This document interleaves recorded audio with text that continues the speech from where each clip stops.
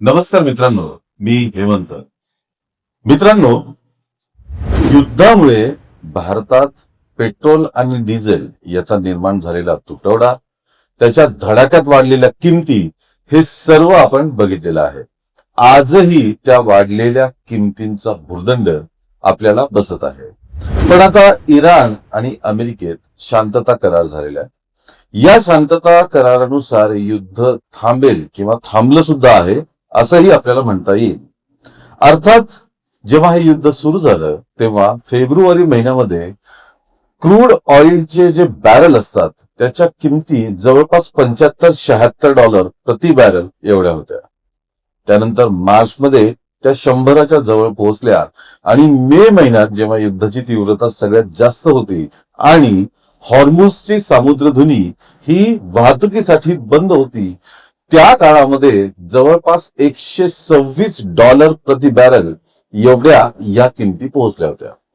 भारतात जेव्हा पेट्रोल आणि डिझेलची दरवाढ झाली तेव्हा प्रामुख्याने हेच कारण सांगण्यात आलं होतं की आखातात सुरू असलेल्या युद्धामुळे या किमती वाढलेल्या आहेत. कारण हॉर्मुझची सामुद्रधुनी, आखातातील युद्ध याच्यामुळे क्रूड ऑइलचा सप्लाय कमी झाला आहे, नंबर 1.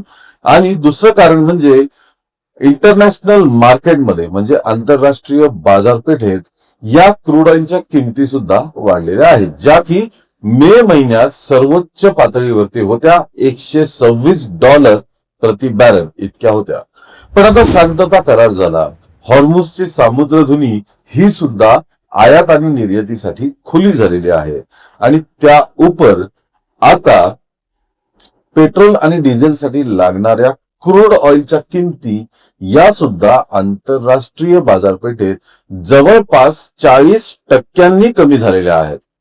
म्हणजे आता $75 ते $80 प्रति बॅरल या दरम्यान हा रेट आहे आणि 22 जून रोजी हा दर $76 म्हणजे युद्ध सुरू होण्यापूर्वी जी किंमत होती $76 प्रति बॅरल एवढी आता झालेली आहे.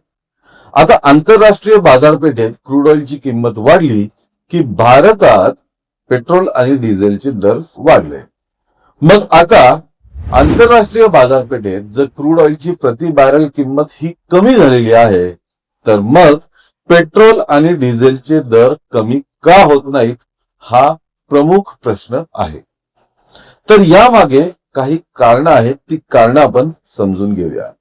एक तर असतो इन्व्हेंटरीचा परिणाम. इन्व्हेंटरी म्हणजे जो साठवून ठेवलेला आपल्याला असतो कुठलाही माल किंवा कुठलंही साधन किंवा कुठलीही वस्तू ही त्याचं प्रोडक्शन करून किंवा साठ्याच्या स्वरूपात ठेवलेली असते, त्याला म्हणतात इन्व्हेंटरी.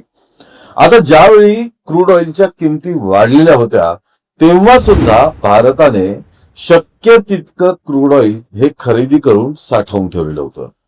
आता किमती कमी झालेल्या आहेत म्हणजे आंतरराष्ट्रीय बाजारपेठेत आता जर आपण क्रूड ऑइल खरेदी केलं तर ते $76 आपल्याला मिळेल.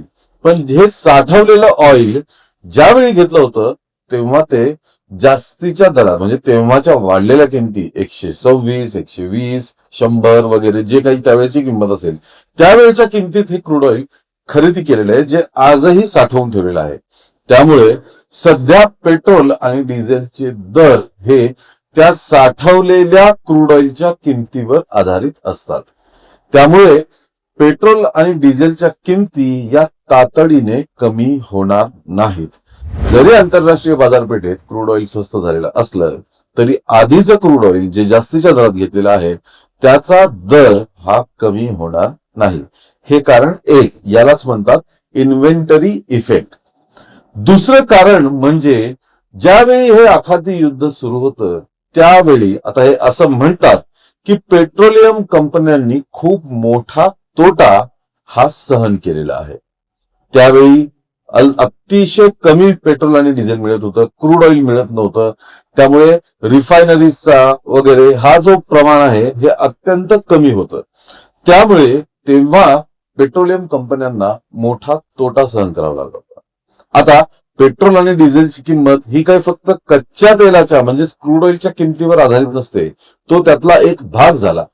पण मग रिफायनरीचा खर्च, त्याच्या वाहतुकीचा खर्च, त्याला पेट्रोल पंपांपर्यंत पोहोचवण्यासाठी पेट्रोलियम कंपन्यांना लागणारा खर्च, त्यांचं मार्जिन आणि प्लस केंद्र सरकार आणि राज्य सरकार यांची ड्युटी, हे सगळं मिळून पेट्रोल आणि डिझेलची प्रति लिटर दर ठरत असतो.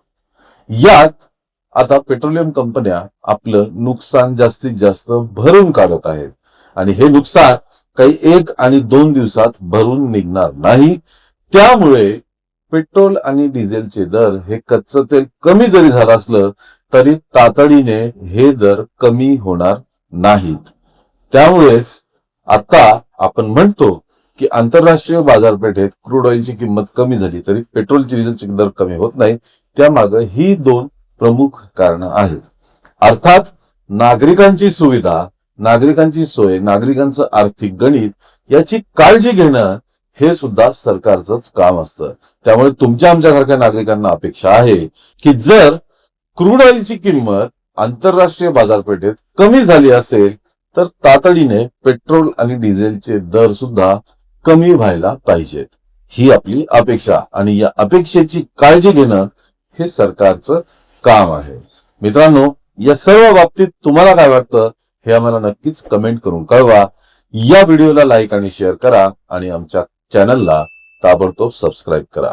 धन्यवाद.